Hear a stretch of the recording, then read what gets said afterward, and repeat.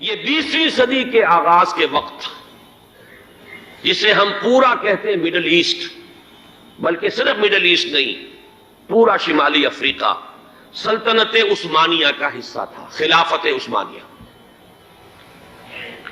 Libya, الجزائر، مصر، پورا حجاز، یمن، پورا عراق، شام، اور یہ شام ہی کے حصے ہیں در حقیقت اردن اور لبنان، یہ سب یہ شام عرب، عراق عرب، یہ پورا علاقہ خلافت عثمانیہ یہ اس کا حصہ تھا۔ پہلی جنگ عظیم میں انگریزوں نے عربوں کو بغاوت پر آمادہ کیا، غداری پر آمادہ کیا، انہوں نے خلافت عثمانیہ کے خلاف بغاوت کی، بیج بوئے ان کے دلوں کے اندر نفرت کے، ابھارا انہیں تم ترکوں کے غلام کیوں ہو، تمہیں خود حاکم ہونا چاہیے، تم کھڑے ہو جاؤ ہم مدد کریں گے، تم بغاوت کرو، تم ان ترکوں کے خلاف ہماری مدد کرو، ہم تمہیں آزاد کر دیں گے، تم اپنے پاؤں پر خود کھڑے ہو جانا۔ یہ بہت ہی ہمارے لیے دردناک المیہ ہے اس پہلی جنگ عظیم کا۔ کرنل لارنس جیسا شخص، برطانوی استعمار، اور اس کے نتیجے میں عربوں نے بغاوت کی۔ اور اس قدر دردناک بات آپ کو بتا رہا ہوں، میں پہلی مرتبہ جب سن 62 میں حج کے لیے گیا مدینہ منورہ میں، ابھی وہ ریل کے انجن کھڑے ہوئے تھے۔ یہ ترکی کے زمانے میں، سلطنت عثمانیہ کے زمانے میں بغداد سے مدینہ تک ریلوے لائن تھی۔ یہ پورا ایک عالم سلطنت عثمانیہ، صرف سلطنت نہیں، خلافت عثمانیہ، پوری ٹرینیں جو ہے ترکوں کی اڑائی گئی، ہزاروں ترکوں کو شہید کیا گیا، یہاں تک کہ صحن حرم میں شہید کیے گئے سینکڑوں ترک۔ یہ جرم تھوڑے نہیں ہے، معمولی نہیں ہے۔ آج جس کی سزا مل رہی ہے، معلوم ہونا چاہیے کہ وہ جرائم کون کون سے تھے۔ اب بھی جو لوگ گئے ہیں انہوں نے دیکھا ہوگا ترکی کا قلعہ موجود ہے اوپر پہاڑی کے اوپر، حرم کا جو سب سے بڑا دروازہ ہے باب ملک عبد العزیز، اس کے سامنے ایک لائبریری ہوتی تھی، اب تو غالباً وہ بھی گرا دی گئی ہے، اس کے پیچھے پہاڑی پر ترکوں کا قلعہ ہے پرانا، اس پر توپیں موجود تھیں۔ جب بغاوت ہوئی ہے، جو حرم میں آئے ہوئے تھے ترک فوجی، ظاہر بات ہے نہتے، وہ تو نماز پڑھنے آئے ہوئے تھے، ان کو وہاں ذبح کیا گیا ہے، اور ترکوں نے اپنی توپیں استعمال نہیں کی کہ کہیں بیت اللہ کو کوئی اذر نہ پہنچ جائے۔ بہرحال یہ غداری ہوئی ہے پہلی جنگ عظیم کے دوران، اور نہ صرف ترکوں کے، عربوں نے کی ہے۔ جیسا کہ میں نے کہا تھا، دو ہیں سب سے بڑے مجرم روئے ارضی کے اوپر امت مسلمہ کے طبقات۔ ہمارا پنجابی سپاہی بھی جا کر انگریزوں کی مدد کر کے ایلن بی کو قبضہ جو لے کر دیا بغداد کا، اس میں ہمارے مسلمان پنجابی سپاہی بھی شامل تھے۔ یہ خون چکاں باب ہے ہماری تاریخ کا اس صدی کا۔ لیکن اس کے بعد سلطنت عثمانیہ کے ٹکڑے ہو گئے، چیچڑے ہو گئے۔ ایک انگریز نے لکھا ہے یہ جملہ، زہر میں بجھا ہوا جملہ، کہ تاریخ میں یہ بات ثبت ہو جائے گی کہ ایک انگریز نے اس سلطنت کے ٹکڑے کر دیے کہ جو عمر فاروق نے قائم کی تھی رضی اللہ تعالی عنہ۔ یہ پورا عالم، یہ تمام علاقہ کس نے فتح کیا تھا؟ یہ بات ہاتھ بدل گئے تھے، پھر ترک آ گئے، خلافت عثمانیوں کے پاس چلی گئی، لیکن یہ سلطنت تو حضرت عمر رضی اللہ تعالیٰ عنہ کے زمانے سے چلی آ رہی تھی۔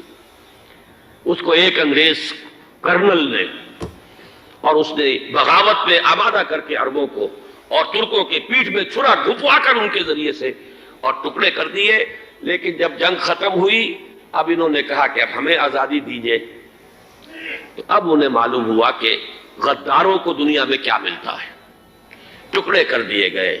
یہ حصہ عراق یہ انگریز کے پاس رہے گا، شام کا یہ علاقہ یہ فرانسیسیوں کے پاس رہے گا، مصر پر انگریزوں کا تسلط رہے گا، لیبیا اطالویوں کے پاس رہے گا، لے دے کر یہ جو علاقہ تھا حجاز، کیونکہ وہاں کچھ تھا ہی نہیں، بوادٍ غیر ذی زرع، یہ عربوں کے پاس چھوڑ دیا گیا۔ اس وقت جو بادشاہ ہیں شاہ حسین اردن کے، ان کے دادا سب سے بڑے غدار وہی تھے، لہذا ان کو اس علاقے کی بادشاہت دے دی گئی۔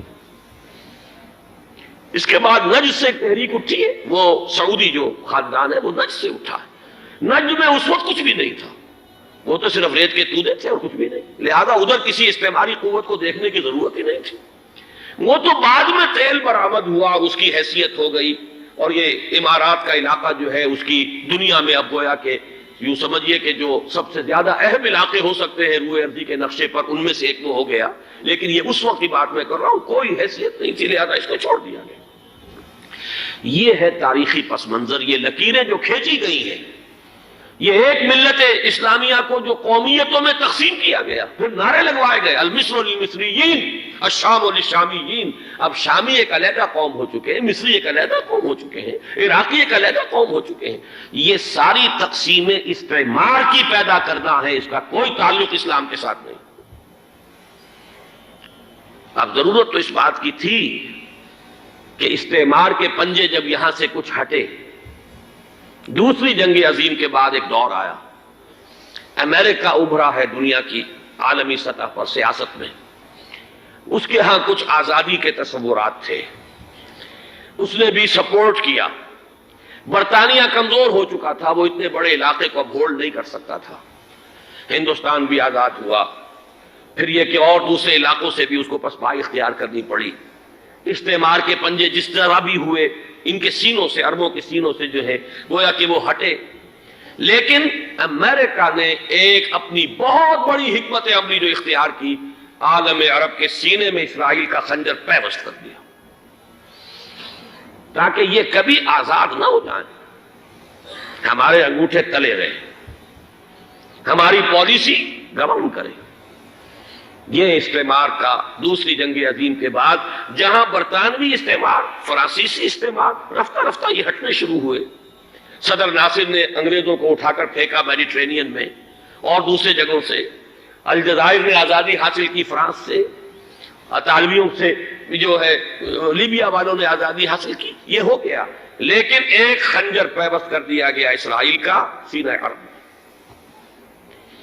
اس صورتحال میں ظاہر بات ہے کہ ایک تو بڑی آئیڈیل پوزیشن تھی کہ پورا عالم اسلام متحد ہو، لیکن وہ تو بہت دور کا خواب معلوم ہوتا ہے.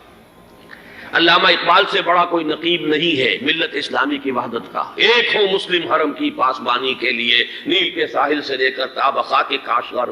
لیکن انہیں بھی اپنے لیکچرز میں کہنا پڑا کہ اس وقت جو صورتحال ہے، پورے عالم اسلام کی ایک وحدت بن جانا تو تقریباً ناممکن نظر آ رہا ہے. اگر کسی طرح ایک common wealth of Muslim nations وجود میں آ جائے تو بھی بڑی کامیابی ہوگی. لیکن اس سے بھی پہلے یہ تو زیادہ آسان تھا کہ عالم عرب ایک وحدت کی شکل اختیار کر لے. یہ تو ایک قوم ہے، اکثر و بیشتر ایک نسل یا زیادہ دو نسلیں کہتی تھی. شمالی افریقہ میں بربر نسل بھی ہے، باقی تو سب عرب ہے. یہ پورا عالم ایک نسل، ایک زبان، پورے اتنے رقبے کے اوپر بولے جانے والی ایک زبان، یہ تو ایک ہو جائے. افسوس یہ ہے کہ اس کا ایک ہو جانا، ایک شخصیت ابھری تھی جو مذہبی مزاج کی شخصیت تھی، جو دینی مزاج کی حامل شخصیت تھی.